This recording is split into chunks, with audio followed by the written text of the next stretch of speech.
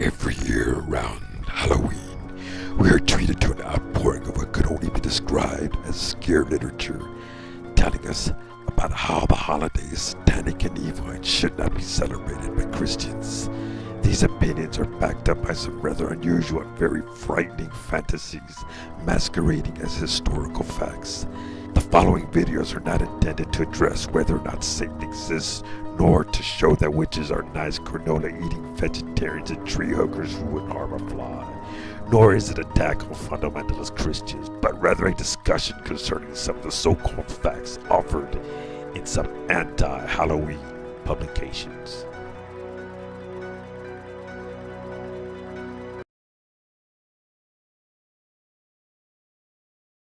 Now, discussing the history of All Saints' Day in an article about Halloween might not make sense to some readers, but there is a good reason for it. Biblical days, and days in general in Judaism, began at sundown, not sunrise or in the middle of the night, as our 24-hour system has it.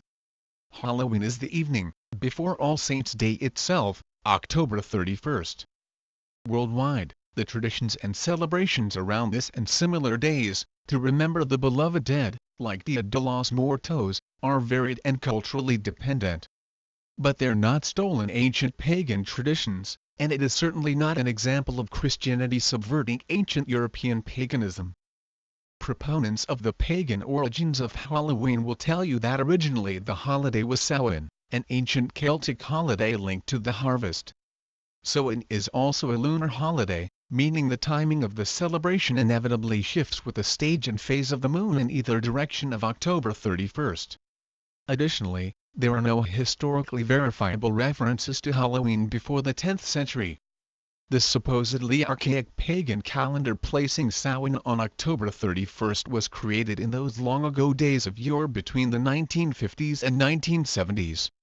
Far from being an ancient regular observance, it is at most 60 years old. There is an enormous difference between the verifiable history of these two holidays, yet people continue to claim that Samhain is the original celebration, despite the complete lack of evidence to support this claim.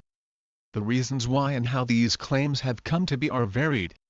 But repeating something does not make it true, no matter how often and how widely it's reported.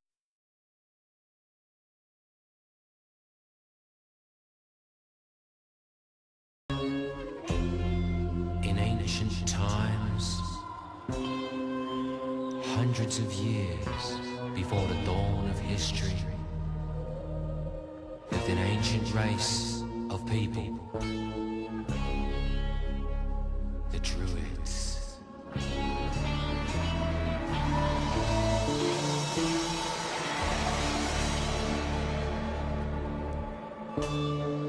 No one knows who they were or what they were doing,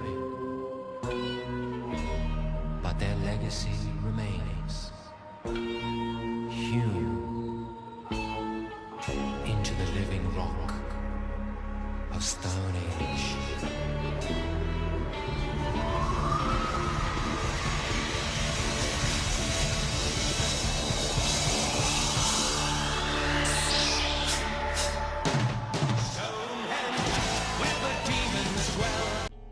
It stands on a wide plain in southern England, a circular formation of over 160 massive stones, each weighing from 4 to 37 tons.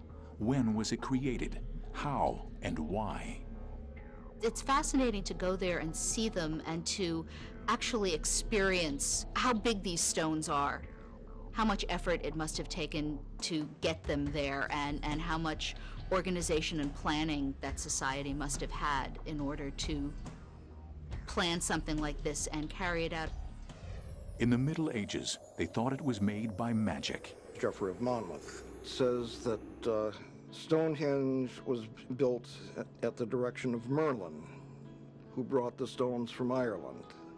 And either Pendragon is buried there, or Arthur himself. Later in the 17th century, archaeologist William Stukeley unearthed a series of primitive graves known as barrows at the site.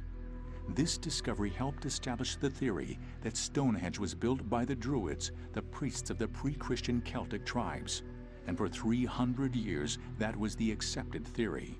In the 1950s, the development of radiocarbon dating meant that it would at last be possible to definitely know when Stonehenge was built. The archaeologists were astounded by what they found. The historians had been totally wrong. According to carbon analysis at the Barrows, Stonehenge was built much earlier than anyone had guessed. It predated the Druids by some 4,000 years. The human remains at the site dated back to 4200 BC, the Neolithic period. Stonehenge had been created not by Iron Age Druids, but by Stone Age man.